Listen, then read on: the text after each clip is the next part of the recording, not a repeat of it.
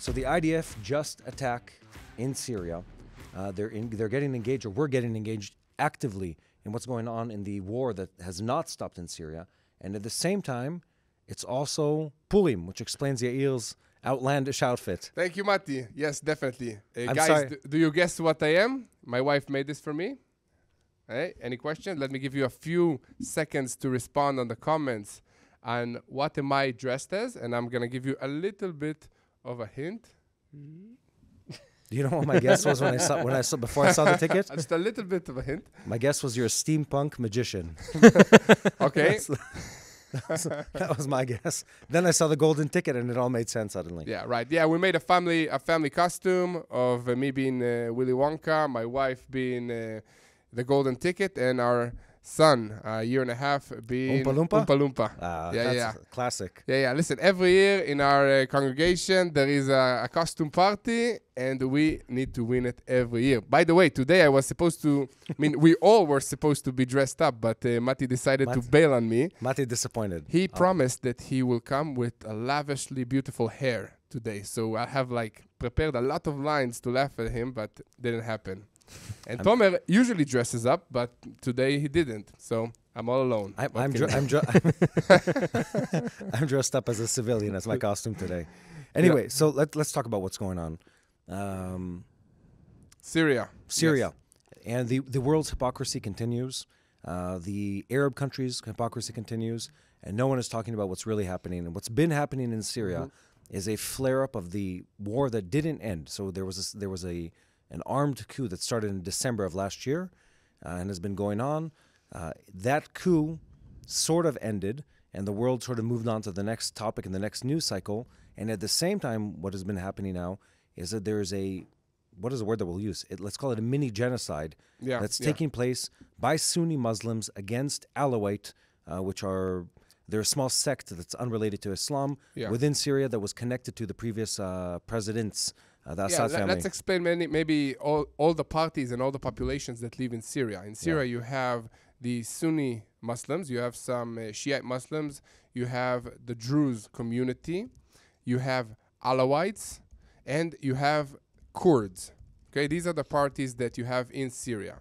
So up until when Assad was ruling, Assad is an Alawite. That's like a 10% minority of the population of Syria. Maybe I get the numbers a bit wrong, but it's a very small minority. Yes.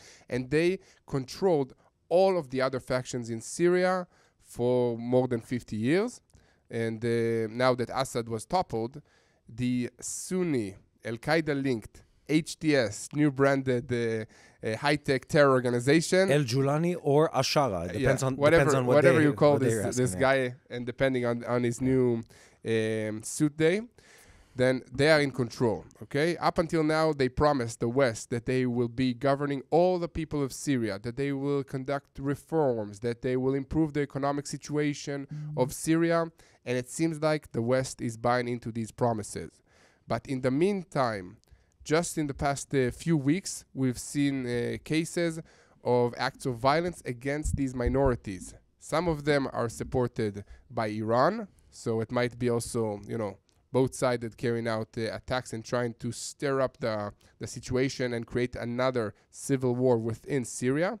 But what's happening basically is we have thousands of Alawites, Christians, and other minorities being, terminated in Syria. This is the situation, and it's very, very brutal. It's basically looks like the October 7 massacre from the videos that I've seen and the images that I've seen. The difference is that nobody's talking about it around the world. And I think that's what's horrific about this entire story is one, this is not unique to Syria. The entire Middle East is made up of countries that have a mixture of different populations that were all forced into, one artificial border by the French, by the British, by whoever it is, back in the early 19th or the late 19th century or later on in the 20th century. That's not unique. Lebanon, Syria, Turkey, Iraq, every country almost in this region, including Iran, by the way, is made up of multiple ethnicities and sometimes multiple religions or streams within Islam, this is just to frame the conversation. Similar to within Christianity in the Middle Ages or later on in Reformation, where you have Protestants and Catholics fighting each other. this is the level of or much greater level of animosity. More, yeah, for sure. So they're not, again, this is not abnormal in the sense of fighting against each other. What is abnormal is no one's talking about this. And the images that are coming out of Syria are images of massacres. They're the kind of images, by the way, that just, what was it, a month ago, we were talking about what was happening in Africa. You had in Sudan a civil war that was flaring up, similar images of people being killed in the streets in numbers. And it wasn't single people. We're talking about hunting down population groups within a country and no one talking about the topic. Not only that, it doesn't even bother the countries to change their rhetoric about what's happening in this region. Still today... And the response is like by Turkey. Share the response from Turkey. Turkey says, and I just look at this and say, how dare you? How have you no shame? Turkey says, we're going to continue, like being involved and engaged until Israel stops the war in Gaza. And I look at that and say, what's the connection? Yeah. What? Like there is no war in Gaza. Israel and Hamas have been at a ceasefire. We're not at war right now in the Gaza Strip. Very limited conflict to everybody's testing the borders a little bit. But again, we're in, let's call it a second phase ceasefire. We're even in active negotiations. Meanwhile, in our neighbor up north, there are people being murdered in the streets because of their ethnicity, because of their religion, and no one talks about the topic. No one calls for the end of violence. Nothing. Not only that, the leadership of the country isn't being held accountable. Yes. The same El Julani or Ashara or HTS, whatever, the government of Syria currently, they're the people that said just weeks ago, we're going to be the ones who uphold civil liberties. We're going to have for everybody, for all the Syrians, not just for the press conference about it last week, and he said that they're going to investigate it, who killed those people. Yeah, exactly. And say, look, they say on the one hand, we control everything that's happening. They say on the other hand, we call for religious freedom for everyone. We'll uphold and we'll respect all religions and factions. And then the next day, literally the next day, they go and massacre people because of their ethnicity and their affiliation to the previous government. And no one skips a beat. And the government even says, well, we're not sure what's happening here. We'll hold accountable those parties, those rogue parties that are acting on their own and stuff like that. In the meantime, since the Assad regime was toppled, Israel didn't take any chances. We sent in bombers. We sent in our forces to take strategic areas to create a buffer zone between Syria and Israel that, by the way, was supposed to be enforced by the United Nations. But we cannot trust their peacekeeping force because whenever something happens, they just fly out or evacuate into Israel. This is the situation. So in the meantime, we have tanks, we have troops a bit south of Damascus, and we are creating a buffer zone with the goal of creating a demilitarized zone to prevent from these Al-Qaeda-linked HTS organization that is ruling Syria from carrying out attacks against Israel. Let me add another troubling point to the situation. The first thing that the HTS terror organization did when they took control of Syria was to release hundreds or thousands of prisoners from Assad prisons. Many of them are members of Hamas and of Palestinian Islamic Jihad. Okay, they were held in prison because Assad didn't want them to carry out attacks against Israel and escalate the situation with Syria. Now they're free. What do you think they're going to do? I mean, they have no jobs, and Hamas is looking for experienced leaders. So this is also very, very concerning for Israel. So just in the past week, the IDF launched 22 Air Force fighter jets in order to carry out attacks, dropping around 60 bombs in South Syria. And just to remind everyone, I love that you pointed out that point, because Israel's learned from the lessons of past engagements, and we've changed, and this isn't really like an official statement, but de facto changed the way we engage with securing our borders. We no longer trust third parties to uphold our borders. Let's be honest here, if you look back in history, 5, 10, 50 years, there's absolutely no reason in this part of the world, or I should say in most parts of the world, to expect the UN peacekeepers to actually keep the peace. They usually, and this is a statement I'd stand behind any day, they usually flee at the first sign of violence. And in the Israeli case, they were in many cases siding with Hezbollah for whatever reason. There's a whole story there. But they were actively turning a blind eye to what Hezbollah was doing on our northern border. To our point, Israel has kept outposts within Syria, multiple outposts, that take over what we call strategic points, lookout points, mountains, areas that are what we call sort of a necessary passage route in the military language, to prevent people invading from Syria into Israel and prevent whatever faction rises to power today, tomorrow, or the next day from gaining control or getting into northern Israeli communities. Well, makes sense. We learned from Lebanon, Hezbollah. We learned from Gaza. I mean, we have to have boots on the ground. Absolutely. Everywhere. I like the reference to the show name. Anyway, but so that's exactly what's been happening. Yeah. And Syria's been exactly that point. Also, just to frame the conversation for everyone, we're calling them HTS, we're calling them Ashara, El-Julani. These people, same terrorist organization, just years ago, were fighting a completely different war on side of the good people of ISIS. They were not on the good side. They were on the bad side, by the way. Yeah. So on the ISIS side. On the ISIS side, yes. Not people who are known for their civility or good measure. Yeah. So these are the guys who are fighting alongside them. They flip their record. They say we're pro-Syrian independence, et cetera, and maybe there's a kernel of truth to it. But at the same time, they're the same people that were fighting in other countries and bringing death, doom, and destruction to those nations. Yes. Let me share what the HTS government in El-Julani is saying about all of this at the moment. Please. What he is saying is that these are rogue factions within his group, and they are responding against violations of pro-Assad militias that are still existing in Syria.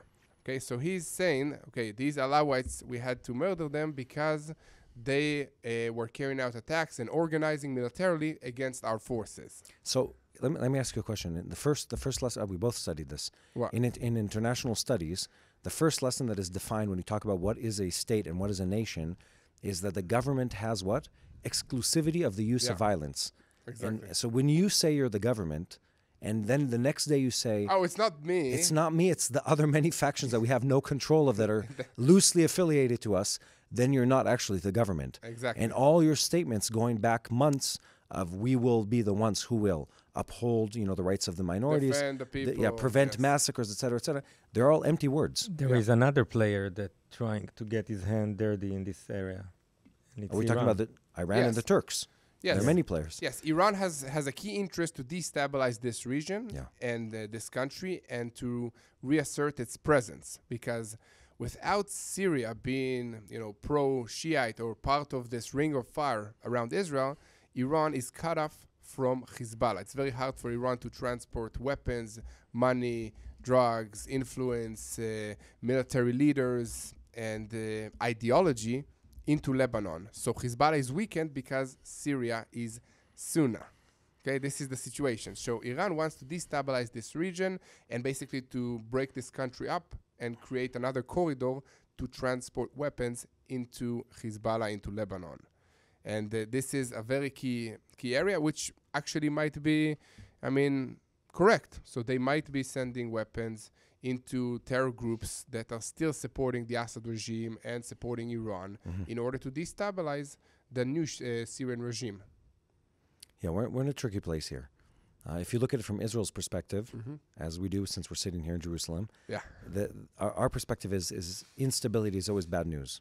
Because instability always allows in the actions of bad players. Exactly. Bad players, well, no, not just the radical small factions. It's more work for the Air Force. Exactly. No, but again, you want stability, because when you have stability, you have a party you can discuss and negotiate with. Yes. And we have that with the Jordanians. We have that with the Egyptians.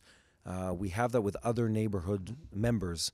The minute you have on your borders a country that is destabilized, where the government doesn't actually control the territory, there is no one to talk to. There's no one party that you can talk to. And what that means is that de facto, you're now placing troops on the border to protect yourself.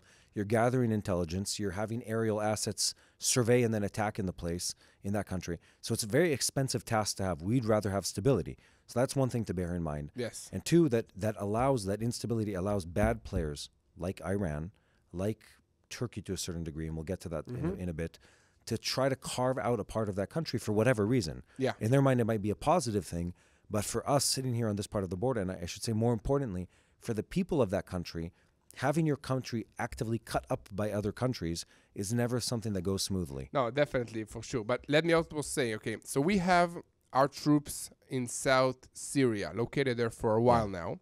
What have we been doing there? We've been also doing good stuff other than destroying weapons of the Assad regime, which is, by the way, pretty good stuff because he had also chemical weapons. what the Israeli government and the IDF has been doing there is fixing up water pipelines that were destroyed, helping the local population to resume their agricultural work.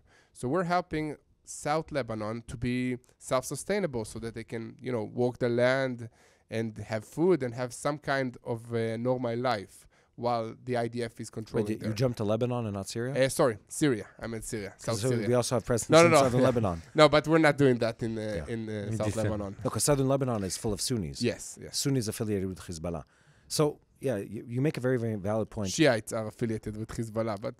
But the ones in... The villages in southern Lebanon are the... well, I guess they're both. Yeah. Anyway. Back to our point. I find super interesting is, like, what was this, a week and a half ago, 2 weeks ago, you had this call come out of southern Syria by the Druze community. Yes, help us. Yeah, and so there's a place called Jabal Duruz, which is the Mountain of the Druze. Mountain of the Druze. Yes. And they're, just to help people understand the geography, the Druze community it used to be connected in areas that are multiple countries today. Mm-hmm. So there's some in Israel, in northern Israel, and like the really northernmost part of the country, and some in southern Syria, for the most part. And then I guess some also in Lebanon. And so this community it's split out over different countries, but they still have family connections and they communicate to a certain degree between them. Mm-hmm. We've even interviewed people that came from there. Anyway, so they're talking to each other. The Druze in Syria call out to Israel. This isn't their government or leadership, but it's many people within the Druze community, not two people that were on the news, that say, Israel, come aid us. And the Druze community in Israel saying, Israel, aid our family members in Syria, take over the territory that they live in so they can become part of the country. Because they're deeply concerned for the well-being of those people. And the reasoning is very clear. Everywhere in the Middle East where a government takes over, and specifically when it's an Islamically led government, there's only one thing that happens to religious minorities. They're attacked. Only bad things. They're attacked and they're killed and they leave. Yeah. Always the same thing. Yeah, definitely. And by the way, in Israel, the Druze minority are part of the Israeli parliament, part of the judicial system. They're part of society, part of the IDF. I mean, I know many Druze commanders in the IDF. They're great warriors. So they're great people, and it makes sense that they want to defend their brothers in South Syria. But what happened just in the last week is that El Julani and the HTS governing party in Syria signed multiple agreements with these minorities. One, with the Druze community. Two, with the Kurdish population. So you have, supposedly kind of like peace agreements between Syria and the minorities with promises to protect each other and living together as one united Syrian army. This is happening, of course, after the massacre and the attacks against the Alawites and the Christian minorities. Yeah, and the Druze also, to frame this, they're quite a, let's call it, well-equipped and well-armed group of people. They know how to defend themselves. They know how to fight. So both historically and in present day. So when someone's going to sign an agreement with them, it's not just because of the kindness of their heart. It's because they want to fold their armed militia into their army, and they don't want another front within that region. More than that, they got support from us. Yeah. Our prime minister and our defense minister said that if somebody will touch the Druze, we will attack. Yeah, and again, it's hard to understand this if you've never been to Israel. The Druze community, I should say this in a very different fashion than, let's call it, the Israeli Arab Muslim community, is deeply embedded in Israeli society, and there is no underlying animosity between the population groups. There's a huge amount of respect from, let's call it, the Jewish Israeli population to the Druze Israeli population, and vice versa. They feel very safe here, and literally we have people in my current reserves unit that are Druze. We work with them on... that's making sense. By biblical time, Yitro and Moshe had the agreement. Yeah, Jethro and Moses. Yeah, and so anyway, just to say this, in Israeli society, we deeply care about the Druze people, and it's not just another population group. It's people that we spend a lot of time with and engage with on a regular basis. Yes, so when we're talking about that, it's our prime minister calling for the protection of the family relatives of a valued and important member of our society. And I think people need to understand that this isn't some political sort of thing of game of supporting people in a different country.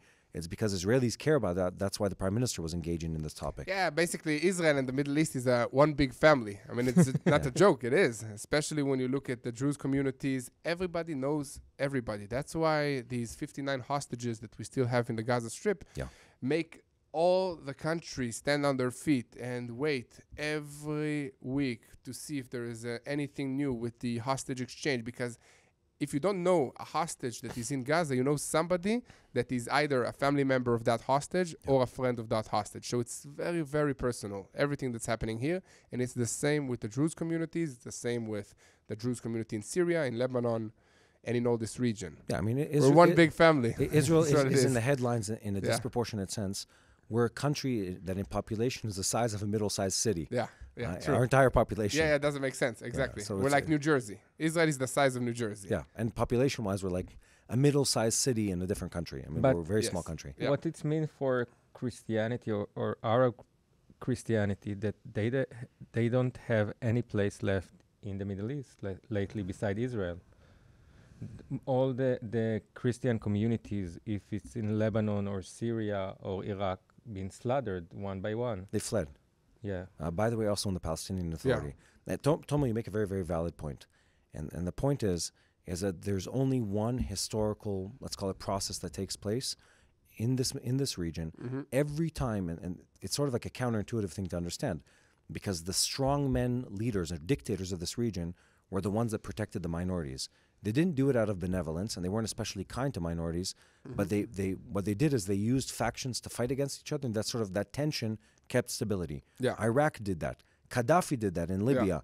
You know, you had these different factions they were in tension with each other, and that kept them together as a country and kept them from killing each other. Yes. The minute that was destabilized for many reasons, you can look at the Russian invasion of Afghanistan, then the U.S. war in Afghanistan and in Iraq, ISIS, there's waves of these things, the Iran-Iraq war, Arab Spring. There are many, many destabilizing factors that brought to the point that almost every country in this region now is dealing with violence between factions within the country. And the government that is now weakened because of those many, many stages is unable to prevent the violence between those factions. And what that does is, again, it opens the door for the evil players of this world. A circle of violence. Yeah. You want to avenge for times that people were bad against you, so you retaliate against these minorities when you're in power, and vice versa, and it never ends. But it's much more malicious than that. It's not just on the tribal level. Then the Iranians come into the play, and they fuel one side. Exactly. They'll fuel one side against the other. You start having political assassinations. Then you can't have elections. Then your economy collapses. That's the story of Iraq now, by the way. That's the story of Yemen also now. So we're looking at that in Syria today. That's what we're talking about. And in that situation, you have another really big player, which is the Kurds. Tomer is a representative of the Kurds. You know, guys, I keep saying that Tomer is a Houthi, but he wanted to be rebranded as a Kurd. He's a Kurd, Jewish, from Jewish family heritage from Kurdistan. Am I correct, Tomer? Or almost. Actually, my family is from Jerusalem. We are Jerusalemites for 7 generations. But yeah, my grandmother came from a place in Iraq, northern Iraq, that is Kurdistan. I've been there. Yeah, Mati actually been there. I tried. Mati. That's how I met Mati. Good aim. It's been a long. I hope you're better with your M16 gun. Just a little. Anyway, that's how I met Mati. Huh? That's how I met you. I tried to join you for the trip. So we were on a fascinating trip to, let's call it Iraqi Kurdistan a couple of years back, and what's really interesting about that... it's all changed since then. That was before ISIS or after ISIS? No, it was after ISIS. It was while after. ISIS was a time that people were afraid to go. It was war back then. Yeah, but they were at the back end of fighting off ISIS in that part of the world. But the point here to make is, as we're zooming back into Syria, is that the Kurds are this great example of how complicated and dangerous it is for a minority in this region. Yes. They're an ethnic minority that is over 20 million people altogether. Yeah, they're bigger than Israel. Much bigger than the Israelis around the world. They're much bigger than the Jewish population around the world. They might be even bigger than that. We don't know. Yeah, Excuse me. They exist in modern-day Turkey, Iraq, Syria, and large groups of... and Iran. Yeah. and many other small groups that have now spread out around the world because of the persecution that they experienced. They have multiple, and I need to say this, multiple governing bodies in the different countries that are trying to fight for independence. They've been fighting as the PKK against the Turks. For 15 years, 20 years, something like that. More than that, I think.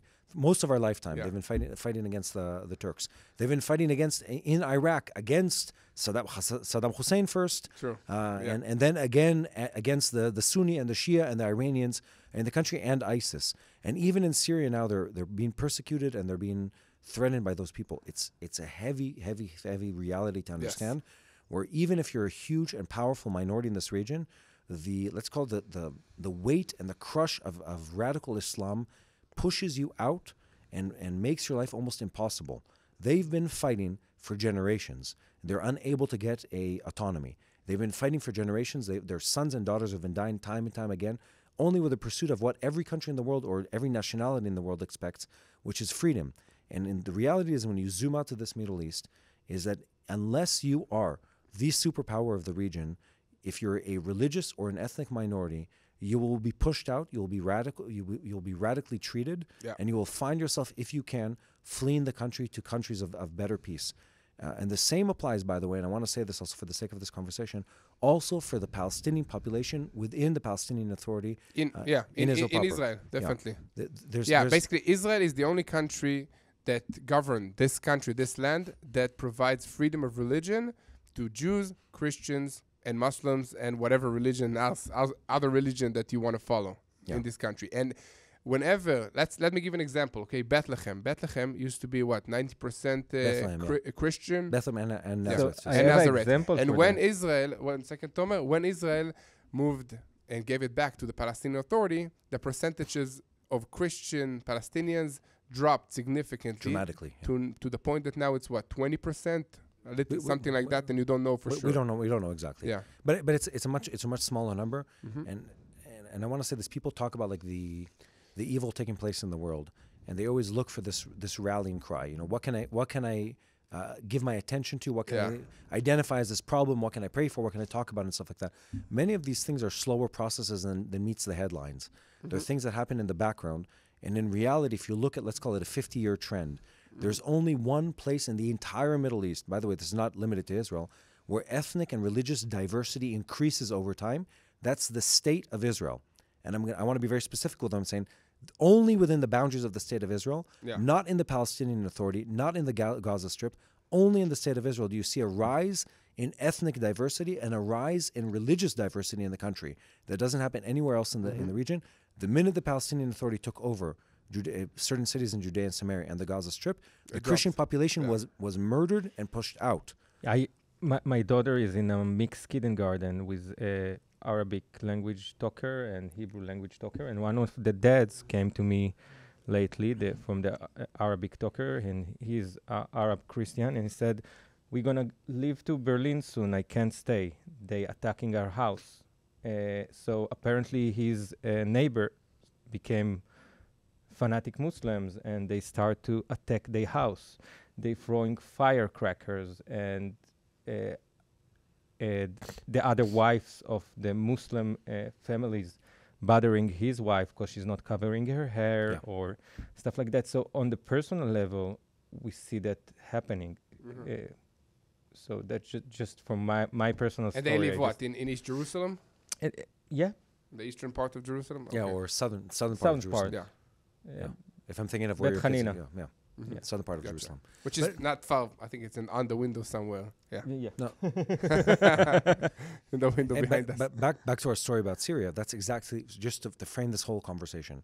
There's a trend in the Middle East that every time countries are destabilized, the minorities, both ethnically and religiously, are pushed out, and they're harassed, they're massacred in many cases. And sometimes it's just this underlying current or underground current that pulls them out of that country and hurts them. In Syria, we're seeing that happen in real time. We're seeing very fast.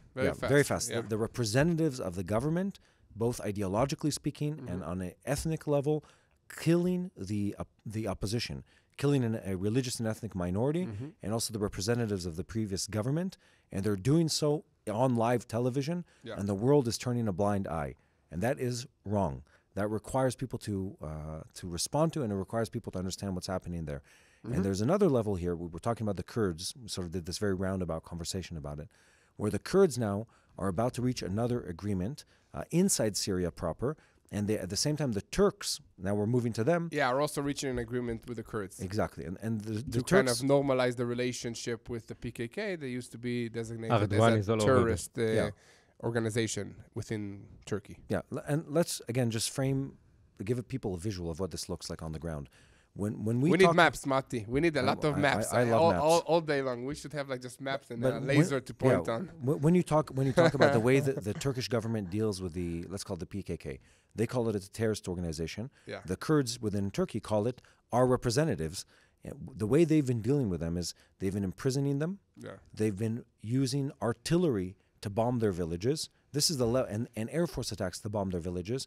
And then anytime they see some kind of movement between the Kurdish population that sort of spans their border and the border of neighboring countries, they'll sometimes run bombing missions into other countries at the same time. This has been going on for years.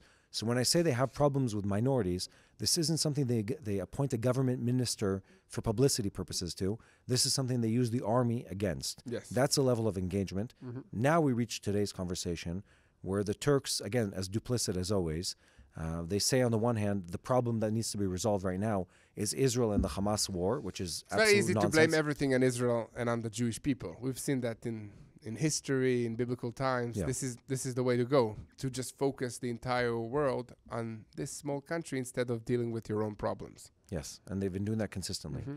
And at the same time, what they're trying to do is they're trying to stabilize their border regions, and they're doing that at the expense of Syria. And what they're trying to do, the Turks, is get a stake on the ground of Syria with the Kurds, with others, to sort of create a buffer zone between whatever it is that's going on in the Syrian country, take some kind of control of the Kurdish minority that's in there, have an agreement with them that lets them sort of ease their internal pressure as it relates to the Kurds. The Kurds, by the way, I mean, this is a very, very complicated conflict that's been going on for decades. They've carried out terrorist attacks inside Turkey proper, within Turkish ethnicity cities. Yes. And this has been going on for 100 and... How many years is it now? Over 100 years. I'm trying to think of the first armed conflicts. Again, so you need to understand that these are things that are highly complex, highly tenuous relationships, and they didn't start today. Some of them go back 100 years, and usually we have this joke in the Middle East. It always goes back to when the British, the French, the Americans, and others sat in a train cart somewhere in an office. Just marked a line. Okay, this will be Iraq. This will be Israel. This will be Palestine. This will be that and that. Yeah, they said we'll go along the parallel, whatever number it is, run down that line, and that's the border of this country, taking no consideration of who lives there. Somebody have a straight stick. I need to cut this map into two. Anyway, we're still experiencing that. All that to say, I think there's something sort of to summarize where we're at. People have to be aware of what's happening in Syria. And there are bad things happening to a ethnic minority within that country that the world is once again turning a blind eye to. Yes. And I want to say this. There's a deeply embedded level of hypocrisy and lack of care even. I'd say almost this sense of ignoring everything that's happening as long as it's brown on brown violence. If it's Muslim on other ethnicities that we don't understand, we don't talk about it. Happening in Africa, Muslims, Christians, Muslim on Muslim, we don't talk about it. Only when it comes to Israel do we talk about this topic. Yeah, definitely. And Matti, and talking about Israel, I mean, we've been talking a lot about the war in Syria, the war in Lebanon. And this war has effects, not just on the security level, but also on the economic situation, on the residents. Our population, I'm talking about tens of thousands of people, still didn't return to their houses, many because they don't have a house to come back to. Yeah. And many, lived on tourism, on selling their goods, their crafts in this region, in the northern part of Israel. And they have no jobs because of this situation. Yeah. Okay? So this is where you can come into play. Okay? We want to introduce you to today's sponsor, which is called Arza. Arza is creating these really, really cool boxes that have everything good from Israel, mainly from the areas of the north and the surrounding Gaza communities. And by buying an Arza box and subscribing, you get all the good stuff from Israel. Until you can come and visit us here in person, you can do that and get a piece of Israel to your house. And in the meantime, you're helping the Israeli small businesses and artisans to make a living during this hard time of almost 2 years of war, Mati. Yeah. And the boxes are great. I mean, check out the comments on our videos of people that subscribe. They love it. It's really good stuff. Connects you to Israel, helps us here at TBN Israel, and helps the small businesses of the northern communities and the communities surrounding the Gaza Strip. If you want to get your subscription, go to www.artsabox.com and please use this code 18TBNIL. You'll get 18% off your subscription, and that way you help us create more content here from the land of Israel. So www.artsabox.com, use the code 18TBNIL, and you like it. Let us know how you like your boxes from Israel. I think we need to remind people once again, if they're watching this on video, they might still be very confused about what you're wearing, Yair. We're celebrating the holiday of Purim in Israel. Purim is a holiday all around the book of Esther. Yes. And the book of Esther talks about the supernatural. In the Bible. In the book yes, of Esther. The biblical book of Esther, yes. Not a different Esther, the biblical book of Esther. And the book of Esther talks about a miraculous process or miracle of God saving the people of Israel through a woman named Esther. Yes. By the way, this takes place in a country called Right. Persia, or today, modern-day Iran, where my family in part comes from. And it's a story that is repetitive and relevant even today, as we're talking about minorities in this region. Always. Nothing changes. It's amazing for me to see, and that's why it's so good to celebrate holidays. All the holidays in Israel, the biblical holidays, are a constant reminder of the same situation that we're in today. Enemies of Israel want to destroy the people of Israel and basically, destroy our population and destroy the connection to God. And then God comes and miraculously, against all odds, saves the people of Israel. And then what do? We celebrate in memory of God's faithfulness. We eat, we dress up in costumes, we go to parties, we celebrate life. And this is what Purim is all about. Okay, the Iranians, or back then the Persian Empire, wanted to destroy the people of Israel. Well, it was an evil man within the empire. Haman, yeah. Yes. Well, it's not the Iranian people. Still, we love the Iranian people. It's the evil leadership in Iran back then and also today. Yeah. It's the same thing.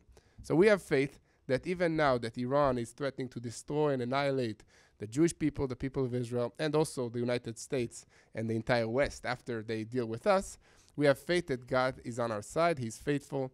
And we will also make a food and a costume out of this current war in the future. There's one more part that there's a day of fast. Yeah. So the book of Esther talks about Esther calling for a day of fast for all the people of Israel, or the Jewish people back then, to call to change the heart of the king, so he would have mercy over the people of the Jewish people. That means that prayer is very, very important. That's really the story. So yes. What is it, tomorrow?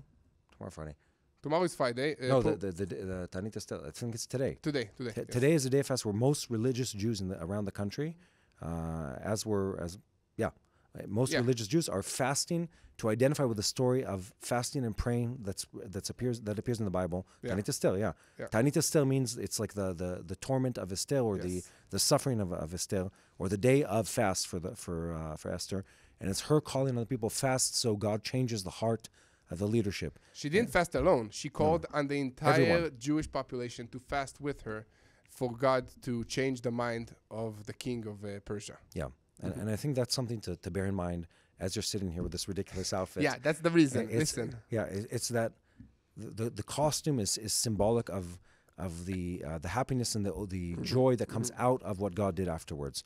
It's sort of hard to contextualize this for people outside of this country. Yes. Yeah. But what it is this huge celebration, but the celebration comes in connection with the fast and the prayer that changes the heart of leadership and the course of history. Well, this is basically the spirit of the people of Israel. It's a sudden shift between happiness and sadness, and sadness and worry to celebration and loving life. This is Israel. No happiness is coming without sacrifice, without hard times, and without a time of prayer and intercession, and then comes growth and redemption. it's Many people throughout history think that they've, we say in Hebrew, Gilut America, discovered the United States. Discovered America. and again, all modern philosophy and also ancient philosophy mimics what the Bible talks about, where to understand God's blessing and God's happiness, one must first endure hardship and pain to understand what he gets. Philosophy talks about the same thing exactly. There is no true joy without understanding suffering. Yeah. And there is no true gain without understanding sacrifice. Yeah. And that's the holiday of Purim. But as we sit here talking, in an air-conditioned studio in a first-world country that at the time of war, and I'm still actively in reserves, we're still living a comfortable life where everything is working around us and we can fly and travel and, and like live life as if it's all going on. Right next door in our neighborhood, literally, let's say this in American standards, 2.5 hours away of driving. From where I'm sitting right now, there are people being killed in the streets because of their ethnicity. And this is the kind of thing that needs to wake people up around the world to understand that there is pure evil. There is a time of reckoning. I was just listening to this, we'll talk about this later. Someone was talking about October 7th in Israel, where American pastor Skip Heitzig, who I deeply appreciate his teaching, he talks about the fact that, and we've said this too, that only rarely in life do you have a moment of moral clarity where evil is truly evil and good is truly good. Yeah. And that does happen, and it's been happening in our day and age more frequently than ever before. October 7th was just a year and 4 months ago, 3.5 months ago. And right now it's happening in Syria, a moment of true evil where people are being killed because of their ethnicity and religion. And everyone around the world has the choice to recognize evil for evil and speak up against it or not. Yeah, definitely. Mati, we have actually a guest in the studio here. Do you want to ask a question? Something? Yeah, come up. Come here so the microphone can catch you. I don't know, where is your microphone? Yeah, yep. Okay, come here. Come to this microphone and speak. All right. So earlier, this is going to be difficult though. Earlier you were talking about how the people of Israel and all the turmoil against them. But I think some of the viewers, if they're maybe of a different mindset, would say, well, what about Israel doing that to other people? Doing what?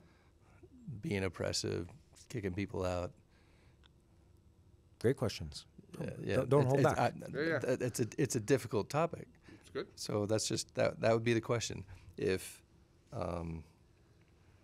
Israel's been pushed out over time, if these people you're talking about, the Druze, are getting pushed out, well, the question would be, some people might say, well, what about Israel's done the same thing? To who? To other people.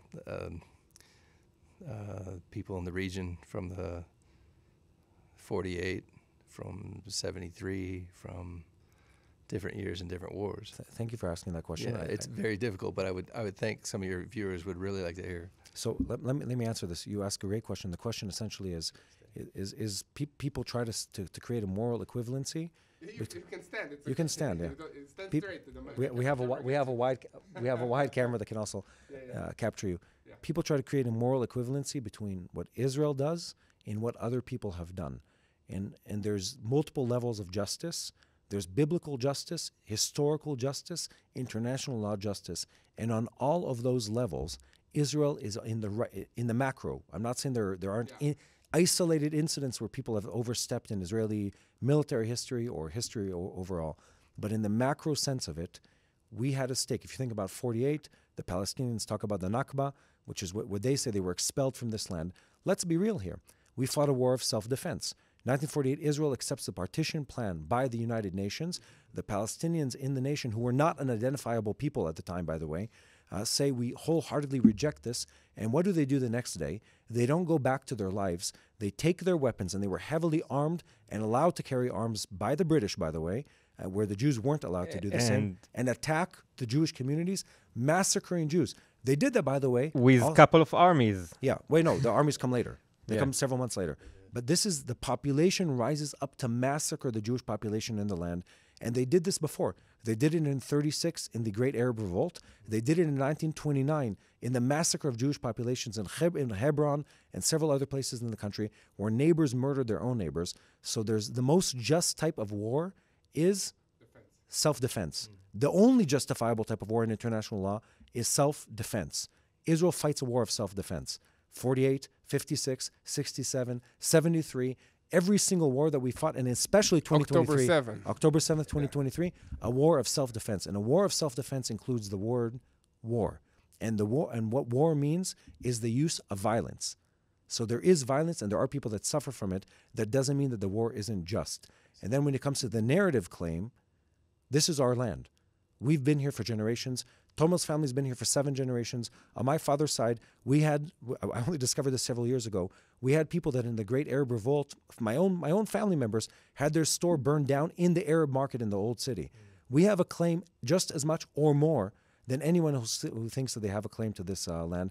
And if you go back into history, there's layers of archaeology and history that prove our claim to this land above every other nation or people group in this area. And yet, we fight only a war of self-defense and not aggression. We should, by the way, sometimes I think switch the record on that, but that's the case. So I appreciate you raising that concern.